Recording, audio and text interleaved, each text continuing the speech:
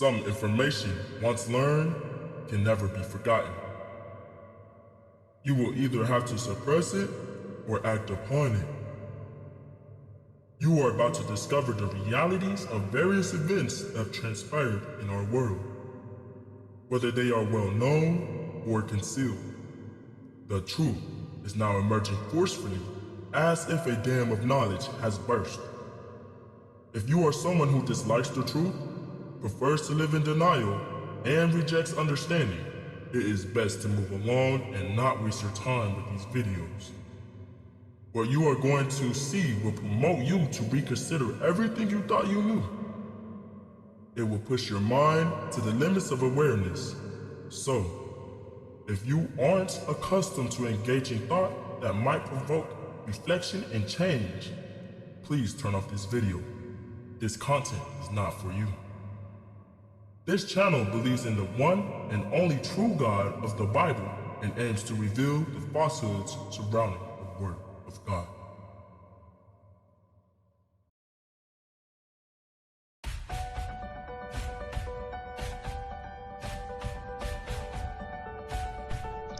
Planet Earth. At some point during our short lives, all of us turn inwards and contemplate the nature of the Earth we inhabit. From childhood, we are taught about the Earth, the Sun, the Moon, and space. We learn about our solar system and the planets within it.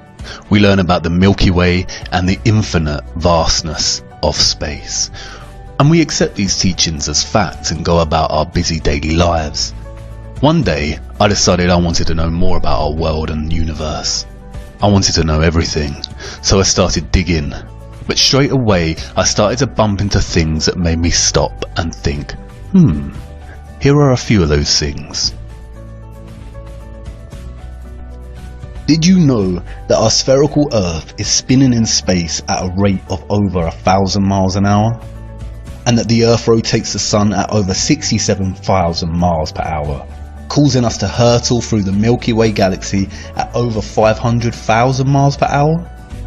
And all the while the Milky Way is expanding at the speed of light, zooming at roughly 670 million miles per hour. Mind-dazzling, isn't it? And yet not one single human on Earth can actually feel this motion. We can feel the motion on a roller coaster, a train, we get car sickness, and when we fall our entire body feels a rush, but we feel not one aspect of the Earth's daily journey through the cosmos. That's weird. We've all seen images of Earth from space. In 1972, NASA released the first whole image of Earth, as seen from space. Titled The Blue Marble, one can only feel amazement at its perfect spherical shape and feel the immense enormity of the silent nothingness that surrounds our blue marble. But did you know that the blue marble image and every subsequent image of the Earth released by NASA are composite images, developed by computers out of data and finalized in Photoshop? There are no whole images of the Earth as seen from space. Who would have thought? And then there's gravity. Einstein theorized that gravity exists due to the curvature of space that results from a massive object, and it is the force that keeps us all rooted to the Earth. What goes up must come down, and gravity is so strong that it has the power to keep all our oceans strictly bound to the Earth and the power to curve them over our spinning planet. But it is not strong enough, however, to keep the birds from gliding through the skies, to stop feathers floating in the air and balloons rising. I guess gravity's power is a selective one. As I looked into space and physics more, I had more and more questions. And I knew that somebody much smarter than me out there had the answers. But it wasn't just space that fascinated me. I wanted to learn about the biological and geographical nature of our world. And again, as I dived into learning, I found more weird things that puzzled me. It's basic biology that living cells consist primarily of hydrogen and carbon, and water consists primarily of oxygen and hydrogen. But biologists found the strangest of anomalies in the poles of the Earth that even puzzled Soviet biologists. They found an unnatural amount of water frozen in the ice and an unusually high percentage of carbon dioxide in the world's oceans. There is a lot of water, snow and ice on the Earth. Do you know what this anomaly tells us? It tells us of a great worldwide fire in the Earth's history that, biologists have suggested, carried away 99% of the world's biosphere. What really puzzles me is that figure, 99%. That means that everything alive on Earth is now 20,000 times less in volume, and the biochemical mass of all living things is much less than before this huge fire. Wait, what? What did the living things look like before that fire? There's no doubt that we could benefit from extensive scientific study in our poles, but did you know that Antarctica is the only continent on Earth that actually belongs to nobody? In 1959, the nations of the world signed the UN Treaty ensuring that no country has claim to Antarctica. The treaty prohibits and regulates all global activity on the continent. Wait, come again? Since when has any nation given up their drive to own and exploit any land on Earth? I kept researching, which just opened up question after question.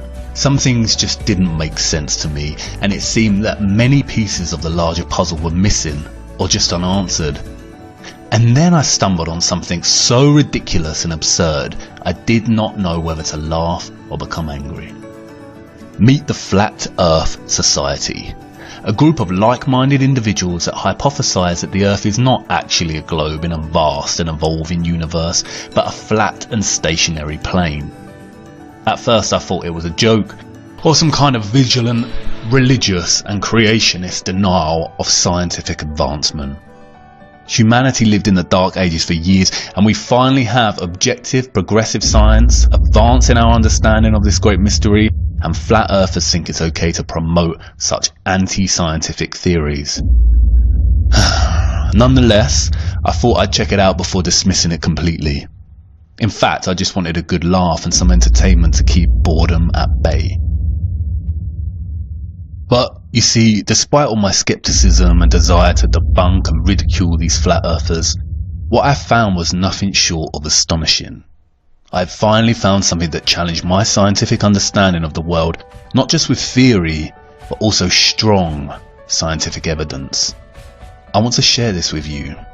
Come with me, if you will, down this rabbit hole to discover whether our Earth is in fact a flat and stationary plane. I only ask one thing before we begin. Keep an open mind until the end of this series and question absolutely everything. I promise you this, at the end you will certainly agree that everything we have been told about our planet is not exactly what it seems. You may even find that your entire perspective on the world has changed, like mine has. And I warn you, this rabbit hole is deep and perhaps at times a little troubling, but we'll take it one step at a time. And hey, who knows, maybe we'll even get to meet Alice on her way to Wonderland. Follow me now to part 2 of What on Earth Happened.